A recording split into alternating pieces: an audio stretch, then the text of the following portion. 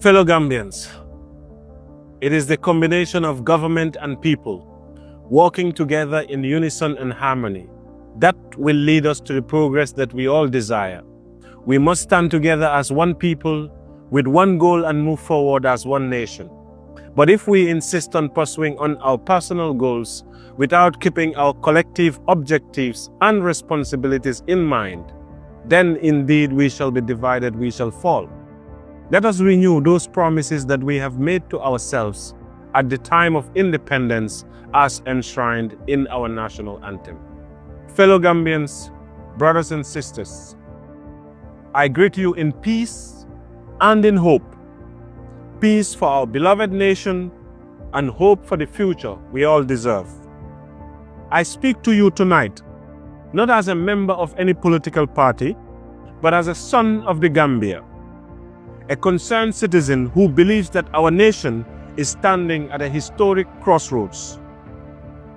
The Gambia we love is bleeding, not from war, but from division, mistrust, corruption, and ego. Every day, we grow further apart as a people. And yet, deep within every Gambian heart lies the same prayer for peace, for justice, and for a better tomorrow. We are a nation of faith. Most Gambians pray 5 times a day.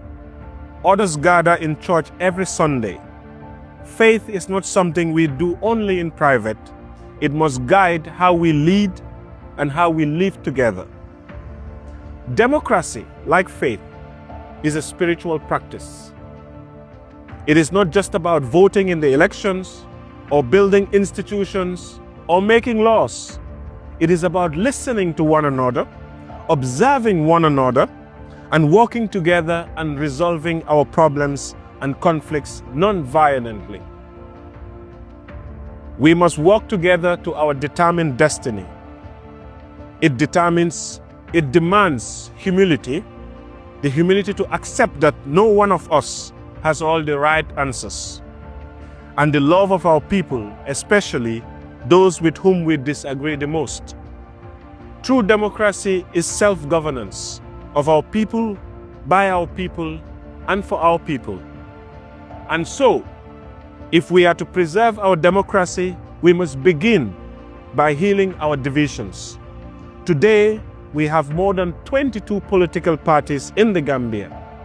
Yet, how many of these parties truly stand for the people? Too many are born out of anger, only to end up joining the same system they once opposed. That is not integrity, that is not service, and that is not leadership.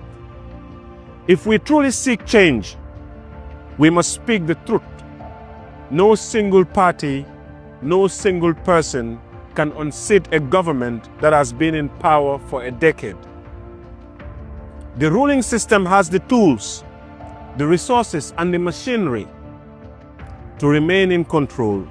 The only power greater than that is the power of unity.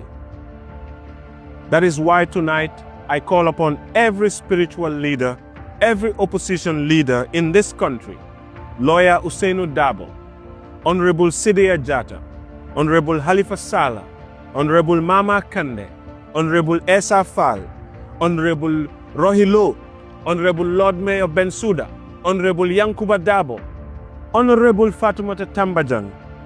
I call on you all to come together, to surpass personal ambition, to silence ego, and to unite the Gambia. The coalition talks must not begin in January 2026. They must begin now. We must form a government in waiting, one that restores public confidence and rekindles hope in the hearts of the people. Because, my friends, the reality is that you cannot defeat a system when your people are struggling for survival. Many will exchange their votes for bags of rice, t-shirts and ashobis, a few dollars.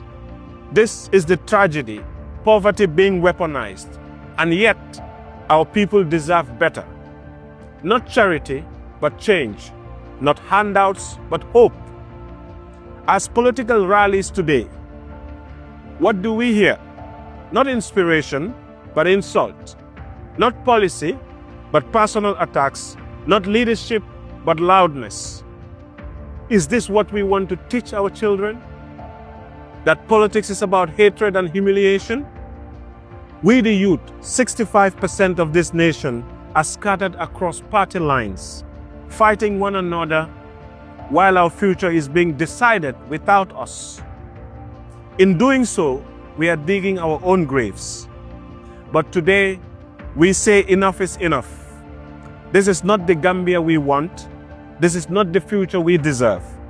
It is time for transformation of not government alone, but of mindsets and morals. As for Kemo Fatty, I have decided to run for office. But let me make one thing clear.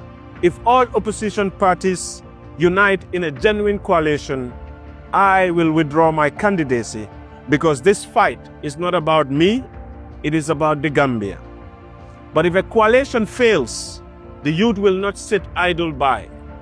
We will put forward a candidate of our own. Even if we receive just one vote, it will stand as a symbol of your failure to unite. And a reminder that young people will never again be silent observers of their own future. This is not a threat. It is a call to conscience, a warning born for love of country. By January 2026, if no coalition is formed, the youth will act. We will continue the struggle you began, but we will not continue the division you created. And those who fear the voice of accountability, the mighty Gala youths, let it be known that we are not afraid. No court bail, no police summon, not even the walls of Mile 2 will silence our pursuit for justice. We do not seek chaos, we seek change. We do not seek power, we seek purpose. We do not seek to rule, we seek to serve. The time for change is not tomorrow, it is now. The time for unity is not later, it is now. Let this message echo from Banjul to Basse. The Gambia will rise again if we rise together. May God bless our leaders with humility, the youth with courage, and the Gambia with unity. God bless you all, and God bless humanity.